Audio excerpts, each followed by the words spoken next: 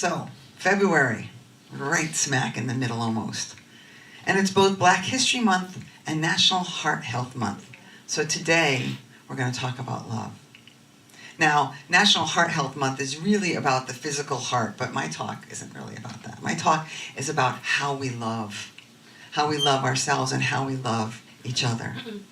And I want to acknowledge Black History Month because I feel in the past, our Black and brown sisters and brothers could have used a lot more love than we've given them. And now is the time. Now is the time to show that love. So first I want to show of hands. Who here is in any kind of relationship? Everybody, right? Okay, great. All of our relationships, of all of them, do you know which one is the most important? Shout it out. Myself. Yes! We're done here. We're done here. So, and the reason, do you know the reason why? I can't have a relationship with anybody else if I have a relationship. Yes, yes. But there's also, the Bible tells us, love our neighbors as we do ourselves, right? So we have to start out by loving ourselves.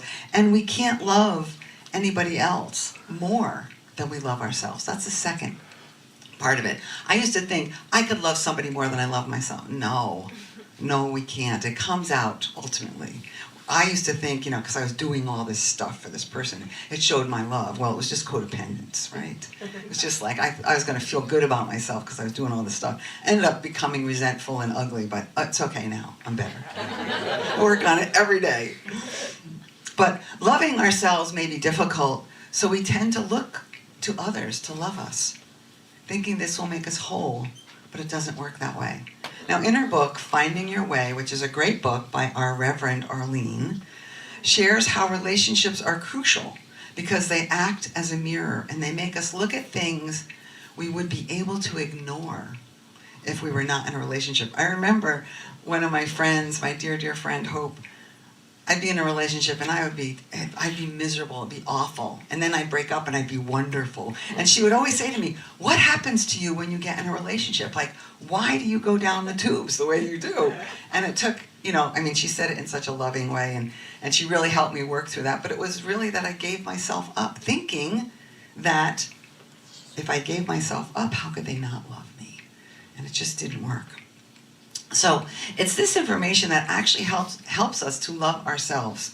We can see the areas that we don't love or even accept of ourselves. And it's important because in order to change, first there has to be awareness, and then acceptance, and then change. So what this says to me is our journey here is a journey of self-acceptance and self-love. I was meditating with a man named Panache Desai online, and he had two not rules, but he felt there were two important things that we had to do in this life. Accept ourselves as the beautiful human beings that we already are, and to love ourselves as the beautiful human beings that we already are. When we do this, not only will our life transform, but the world will transform. Then I started the 40-day Course of Love study.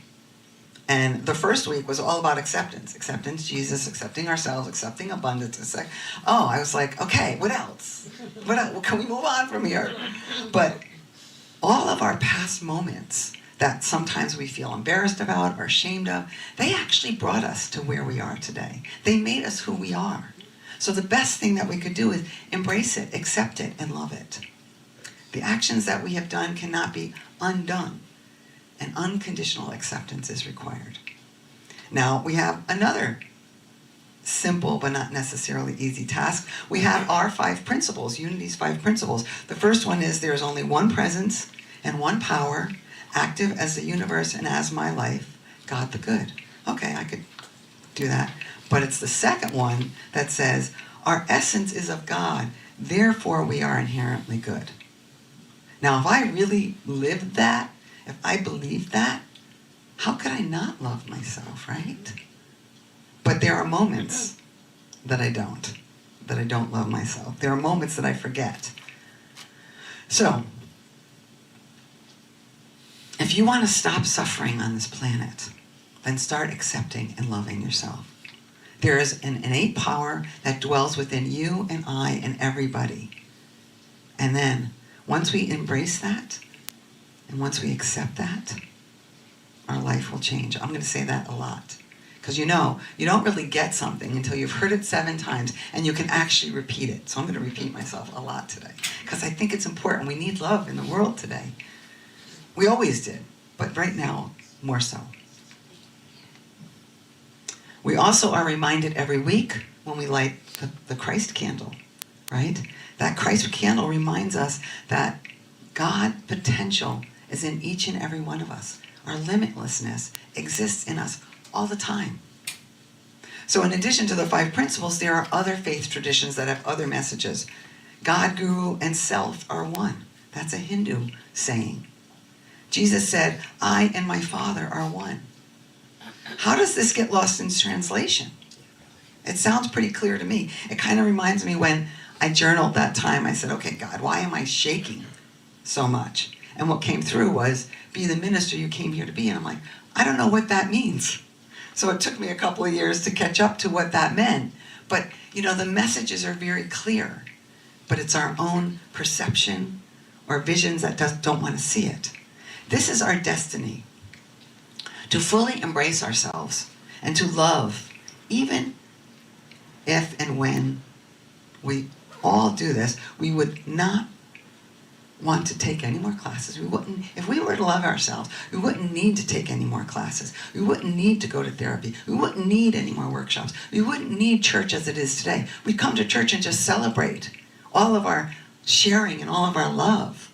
But we're still coming to church to remember who we are. Free will comes into play when we finally embrace reality and our life and are fully accountable and responsible, the ability to respond for our experience. Our peace, love, joy, bliss has nothing to do with what's going on outside of us, has nothing to do with our job, has nothing to do with our relationships, has nothing to do with our bank account. It's all from within here. It's a choice. It's a choice to see the world that way. Paul says in Ephesians 5:14, awake now, that sleeper, that Christ may shine upon you. Learning is realizing potentialities, realizing that which has been ourselves from the beginning of time. We are not adding to, but drawing from. Paul also challenges us and says, stir up the gift of God in 2 Timothy 1:6. What is blocking us from knowing the God in us, the love in us? It is just our imagination and our perception. I gotta have some more. This message was too important for me to take the day off. When we are the natural expression of our being, it has nothing to do with what is going on outside of us. When we love and accept our humanity and love ourselves the way we are, we live from the totality of who we are. We live from the truth of who we are. We aren't changing things. We aren't influencing things. We are just living from the truth of who we are. And we become like lighthouses, living from the inside out. Exactly what Nancy Napier said last week. She said, go out there and shine your light. Let it come from within. From here, the love we feel for ourselves becomes a possibility to all of those around us. We are introducing it and being the example to everyone else around us. That is when we realize we did not come here to get something. We came here to give something. And what we are giving is the possibility of love. When we truly love ourselves, we will be living life according to our heart and living life according to love. And this is the essence of why we came here to be on this planet of Earth. Wake up to who you truly are, which is freedom and liberation. Begin to accept, love, and embrace who you are. Start where you are. Know thyself and love thyself. I wrote this talk 2 weeks ago, and I was all excited that I had it done. And when I write a talk, I save it, and then I save it again for next month, and I put a different date, and I delete it, And then I have the next month's talk title. Well, last month, I didn't save it under a new name. I just deleted it. And when I went back to my February talk, there was nothing there. And I freaked out. And I was like beating myself up. And I'm like, wait a minute. I just wrote a whole talk about loving myself. I cannot beat myself up. I did what I could. I called HP. I called my nephew. I'm like, there's a reason I have to redo this talk. But it was funny. And another shout out to our friend Karen. When I did that day, I said, okay, I need help. And I went and I grabbed her book and it said, I opened it up to this page. Instead of projecting hate, put aside our fears, recognize they are illusions. Render them extinct by following our natural instinct to love. Now, this is her book, Sacred Landscapes of the Soul. I read it every day. It's like God is speaking to me, but I hear it in Karen's voice. It's amazing. So in order to do this, we must first address our fears with the tenderness of a lover. Say, I embrace you with all my heart, love, and light. I forgive myself for ever doubting I was enough and for thinking I had to prove that I was worthy. This brings us to the idea of ownership. So there are many people out there that are millionaires and billionaires. And when I was listening to Panache, someone said to him, do they have love? Like, what is that like for them? And he said, well, some of them love their stuff. They're building a kingdom of stuff. And the reality is, who here thinks that they could take their stuff with them? Because none of us get out of here alive, right? None of us do. So we can't take it with us. But if we build our own kingdom of love, that follows us to eternity, right? Jesus said to his apostles and crowds, the kingdom of God is among you. The kingdom of God. So that kingdom lives in each and every one of us, and we will take it with us. We cultivate love versus what billionaires cultivate, which is stuff. They can't take their money and stuff with them, but our love follows us to eternity. We get to love ourselves, and that will grow out into loving others. Now, he's not here today, Brian, from A Course in Love. He shared a letter with us this week, and it was about, from this woman, Anna Tucker. And it was amazing because she talked about, using love in our situation in the world today. Because there's so much hate and there's so much anger going on. But love is the only thing that we can use. We can't fight hate with hate. That's not going to give us what we want. We have to come at it a different way. We have to find a way to do this in love, loving each other, loving one another. Think about a baby, birthing a baby. A lot of pain going on there. I've never had one. I was a chicken. I never gave birth. But I know from talking to people and watching TV shows, the woman goes through a lot of pain, right? And the baby can't really express the pain, and the baby doesn't quite feel the pain the way we do because their nerve endings aren't the same, but they have a lot of pressure. They go from this really warm water place that's dark and everything is muffled out to a cold birthing room, unless they're having a water birth, right? But they're being brought into the world kind of abruptly, kind of like freaking out, I'm sure, and they're being put into cold hands out of this water. So if we think about ourselves being rebirthed, right, a new America being rebirthed, what is a mother and a baby surrounded with? People who love them, people who want to help them bring this new baby into the world. They're just witnessing the pain and holding the space of love. And that's what we need to do in our prayer, in our meditation, in whatever it is that we're called to do, is hold that space of love. Now, Louise Hay gives us a practical way to love ourselves. I love Louise Hay. She reminds us that every morning is a chance to speak the language of love, to express and feel love for ourselves and others from the first moment either we open our eyes or even before we open our eyes. While still laying in bed, say, I am ready for love. Life loves me, and I love life. This helps us to rise into the day rather than to jolt into the day. When we do, the universe meets us with that same energy. We will be living from the energy of love. I have said this often. Our mind is like soil, and our thoughts are the seeds. We don't plant seeds when the ground is perfect. We plant seeds because we are ready for the possibility of a garden. And this garden is the garden of love. And our seeds are every I am statement that we make. Each I am statement is the possibility of becoming a garden. I am is a seed for the future you desire. And when done consciously, every I am is a thread weaving you back to wholeness. Every I am is an act of self-respect that grows louder with time. Now, you could be saying, I am broke, or I am sad, but remember, that's the life that you're creating in the future. Now, I'm not saying don't feel your feelings, but right now, I am experiencing a lack of money, rather than I am. Just like when we say to a child, you don't say you're bad, you're behaving badly. Very different message that we're giving that child. Our I am statements are the instructions we give to life. They tell our mind what to build. They tell our body how to respond. And they tell our energy how to rise. This practice says, no person, no place or thing can irritate, anger, or annoy me. I choose to have peace today.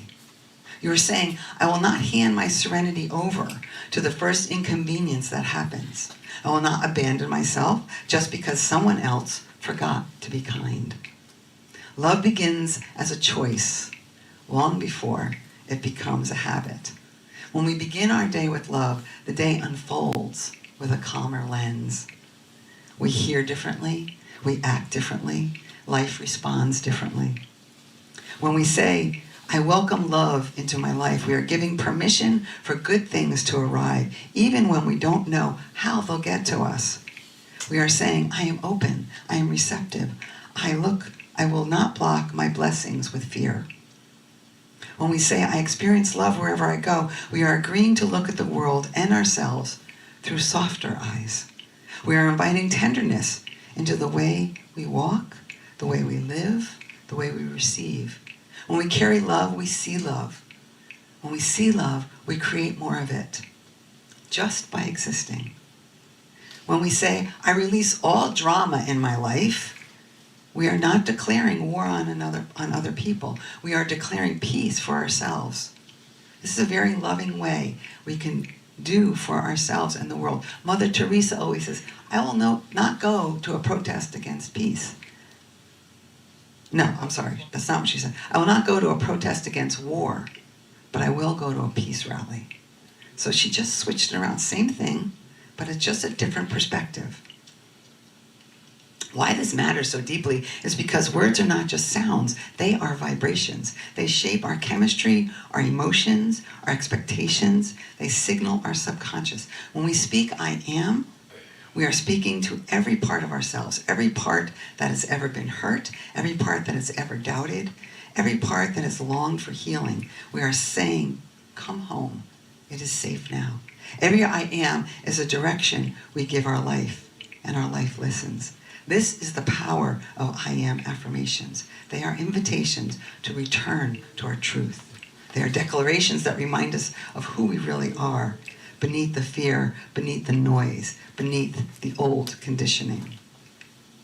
Eric Butterworth, in Practical Metaphysics, A New Insight into Truth, reminds us the only real answer to the question is, who do you think you are? Now, my mother used to say, who do you think you are?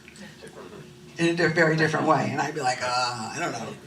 But Eric Butterworth says, when you hear that, or when you ask yourself that, the answer is always, hold on guys, I am the Christ, child of the living God. I wish I knew that when my mother said it to me. I think I would have blown her socks off.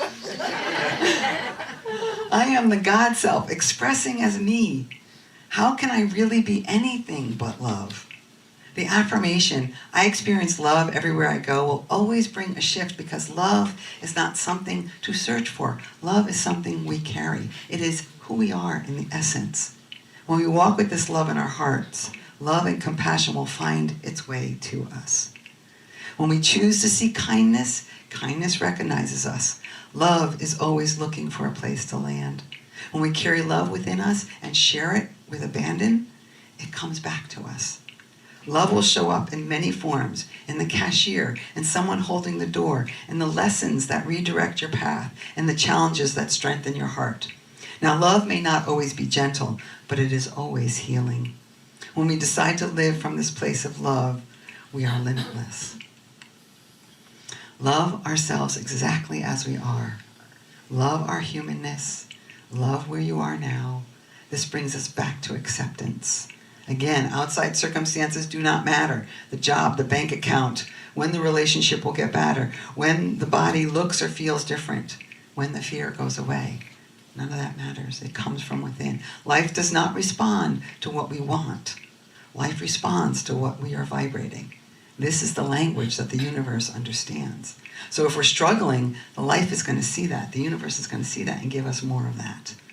But when we're vibrating, gratitude is one of the highest vibrational feelings that we can vibrate. Be aware the universe is always responding to emotional frequency that we offer. When we express this self-love every morning, we become the people who see blessings rather than inconveniences. We become someone who trusts that life is shaping beautifully around us. Life responds by giving us more things to appreciate, more kindness to exchange. We are meant to move through the world bracing for pain. We are not meant to move through the world bracing for pain. We are meant to move through the world being available for joy. We are meant to shine, not shrink. In the moment we choose to carry love, life becomes a companion, not a challenge. We do not attract what we chase. We attract what we embody. So, let us begin the morning, every day, with devotion to our highest self. Please repeat after me. I am open to a beautiful day. I am open to a beautiful day. I am ready for good things. I am ready for good things. I am worthy of every blessing coming my way. I am worthy of every blessing coming my way. I am ready for love. I am ready for love. I love life and life loves me. I love life and life loves me. I experience love everywhere I go. I experience love everywhere I go. Let this frequency walk with you. Love is already here inside of you. Say it again. I experience love everywhere I go. I experience love everywhere I go. Great. Releasing drama is not avoidance, it's alignment. It is saying, I choose what nourishes me, what uplifts me. I choose truth. Today's talk is about love being the answer. When we open our hearts, we trust what our hearts tell us. Our heart is a messenger from our highest consciousness. An open heart is saying, life, I am ready. And life begins rearranging itself for me. Our heart opens when we stop living in fear, when we stop assuming the worst or expecting disappointment, when we stop carrying narratives that do not match our true self. Imagine your heart as a doorway. With every exhale, the doorway opens wider. With every inhale, light enters. With every moment of stillness, we signal to the universe, I am here, I am ready, I am available for good things. Life is not happening to you, but happening for you. Blessings are our natural state. So, love is the answer, but you have to choose it. I want to say thank you. Thank you for your kindness. Thank you for your empathy. Thank you for your compassion. I see you, I appreciate you, and I love you. And until we meet again, remember that you are blessed and a blessing.